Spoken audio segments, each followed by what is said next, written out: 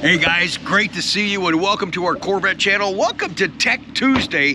One thing I want to remind you of here real quickly, your suggestion at the end of tonight's show, we are in fact going to have a meet and greet when I'm in California at the beginning of June. One thing I want to remind you of right now are these beautiful grill bezel lights that I got from Paragon. Guess what? They're back in stock for 2020 all the way to 2025.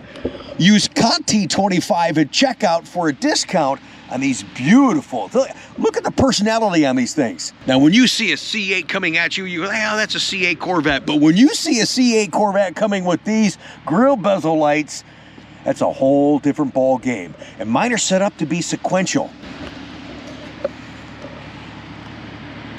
Is that fun or what, man? Look at that. Use the link in the very first comment down below. Use Conti 25 at checkout at ParagonPerf.com. They're in stock now for a 2020, and yes, they've re-engineered it for the 24s and the 25s. So 2020 all the way to 2025, you can get this extra personality added to your C8 Corvette.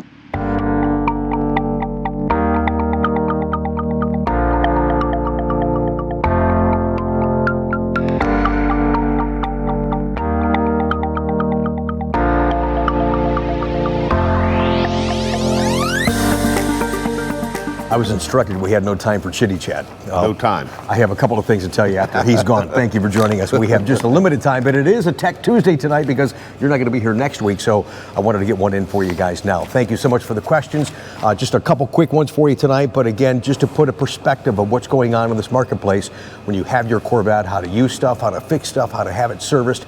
Thank you for joining us. What do you got there, my friend? All right, this one comes from Paul. It says, as a mechanical engineer who worked in the technical and warranty service for 30 years and a very recent C8 Corvette HTC owner, I really appreciate your Tech Tuesday with Chuck's level of detail.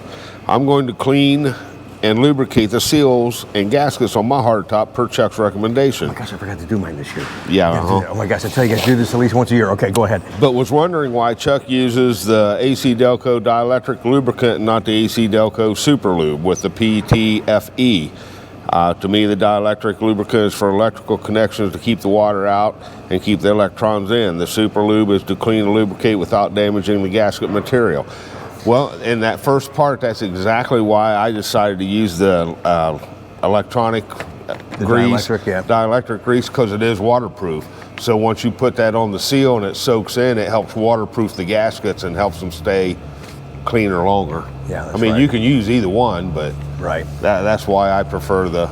Is the other one available in like that paste, or is it only a spray? I think the Super Lube's only available in a spray, where the dielectric grease is in a paste. Yeah, we did a video a couple of years ago on that. Chuck puts it on and he said less is more. Sure. Are you using rubber gloves? Put it on there and let it sit for just, I don't know, what'd you say, 5-10 minutes? Yeah, like 5-10 minutes, let it soak in, and then take a rag and wipe the excess back off. All right, thanks for watching. Thanks for the feedback. We really do appreciate that. Hopefully that helps you.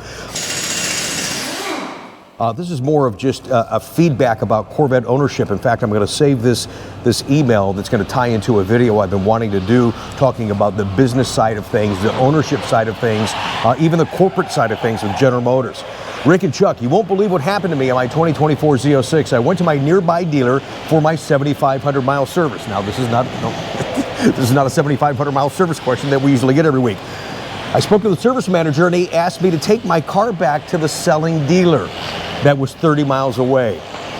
I guess the service manager told him, he says, hey, General Motors doesn't pay me enough to do this first service. So he called another dealer, set an appointment, arranged for a ride home from the dealership. Upon his arrival time of his scheduled appointment, they said, I'm sorry, we have no record of your appointment. You'll have to come back in a couple of weeks. Wow. He says, finally, I go to a third dealer for service. He goes, I live in the San Francisco Bay Area, and this should not happen on this very expensive car. This deserves more respect. Thank you, guys. Mike in California. Mike, you're right, and it doesn't matter that it's Corvette or not. This is just about doing your job right, communicating with people, and just being a little bit flexible, and remembering that you're in the service industry. Some things are out of your control, but this was just blatant disrespect. Agreed. So I'm really sorry you went through that. Well, and the really unfortunate part about it is they're looking at today, not tomorrow.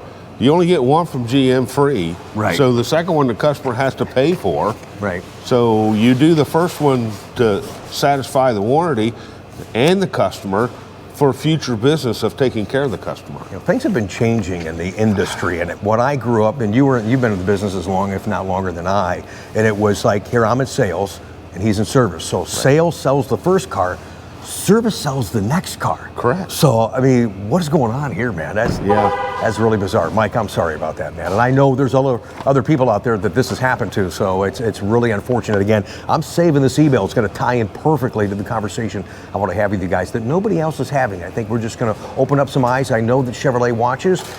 I'm hoping they adhere to some of the ideas that we have in an upcoming video talking about the business side of this Corvette experience, if you will. Yeah. Well, and to clarify, no matter where you purchase the car, right, your GM warranty is applicable at any GM dealer in the country. Yeah, that was really rude. That guy said, "Oh, I don't get paid enough from General Motors." Yeah. It's like, that was your customer. Was being the key phrase. That's there. right. Yeah, that was your customer. Yeah. Yeah. Hey, man, I sell cars in California, by the way. Wink, wink. Okay. It's sad. That happens more often than it should. But. Yeah. All right, this one comes from Andrew. It says, "Hi, Rick and Chuck. I have a 24 C7 Z51 coupe. The issue I'm having is after startup with the infotainment screen is in the up position. It only partially comes down about ½ an inch. After I press the screen up and down, repeated presses only raises and lowers the screen a bit more in either direction. After about 5 or 6 button presses, the screen works incrementally down and then completely up. Then after an additional button press, the screen goes down normally. This happens again after the car has been sitting for a while and the engine is off for a very short period of time.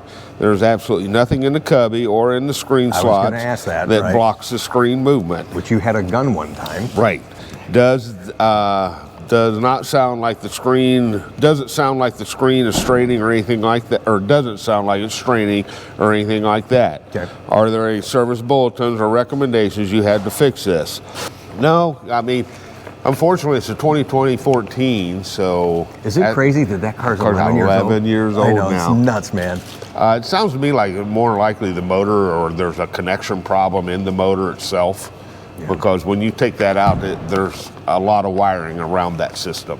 So. Yeah, you've had to change a lot, not a lot of those, but I've seen you change several of those out. Right. It's a process. Yeah, well, in 2014, they had some problems with some bad screens, not all of them, but some of them. So, yeah, we did a lot in 14. There was a radio module that wasn't communicating to for the exit radio. You had to change. You just had to change the whole thing out. Oh, yeah. Yeah.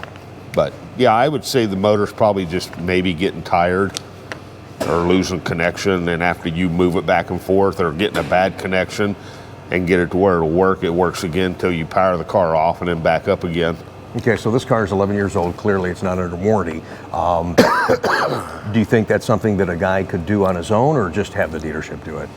Do as far as replacing the radio screen? Yeah, the screen.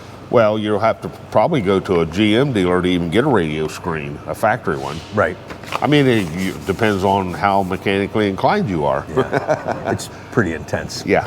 That's for sure. Here's a quick one. I don't know if I have an answer for you on this one. It comes from Rob in Boca Raton, Florida. He goes, "Hey guys, thanks a lot for Tech Tuesday. Got a 23 Stingray." He says, "Why can't I play back my SD card from the glove box," which is the PDR out of his Corvette, onto his Apple MacBook Pro laptop? He said he called Chevy. They didn't know. There's conversation here about formatting and stuff like that, so I don't really have the advice or the knowledge on what's going on with that. Sometimes on the side of your SD card, there's a slide button that actually locks or unlocks it that may or may not read those items in there. I'm not sure what type of SD card you have in there, so I use ScanDisk a lot, so maybe check that. Make sure it's the right size. Make sure in the car first, before you actually eject it out of the glove box, there's actually something on there that you did record. Maybe you're looking for something that's not even there. But that's the only quick little feedback I have for you on that. So if anybody's watching right now and says, "Oh no, Rick, it's this, that," leave a comment down below. I'd love to hear from you guys. Okay, you can go now. I'm gonna continue to talk to him. He's really on a tight schedule. Yeah. Thank you. All right, man. Take care. Just want to remind you guys about your request. Thank you for that. We're gonna have a meet and greet when I'm in California.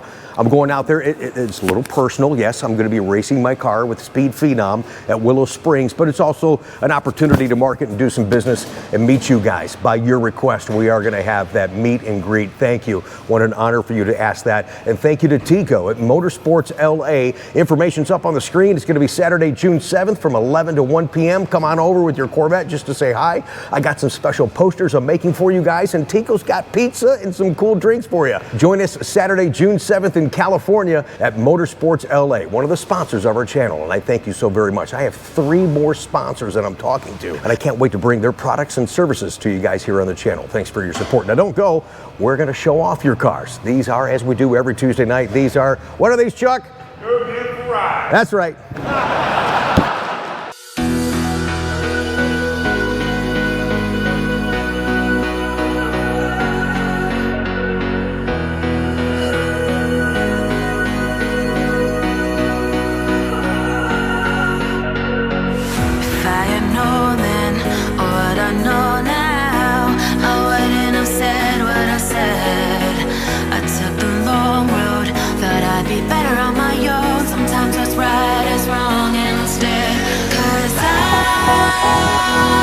I was too young, and I didn't understand that you were the one, and I can't wait to see you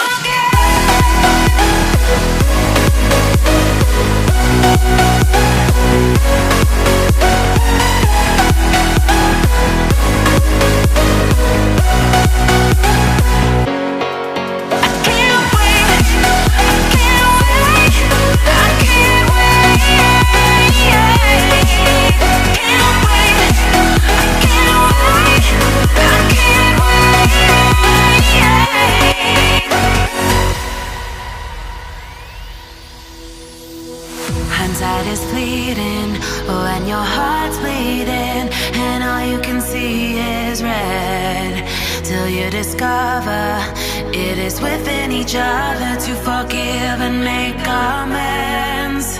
If I had known then what I know now, I wouldn't have said what I said.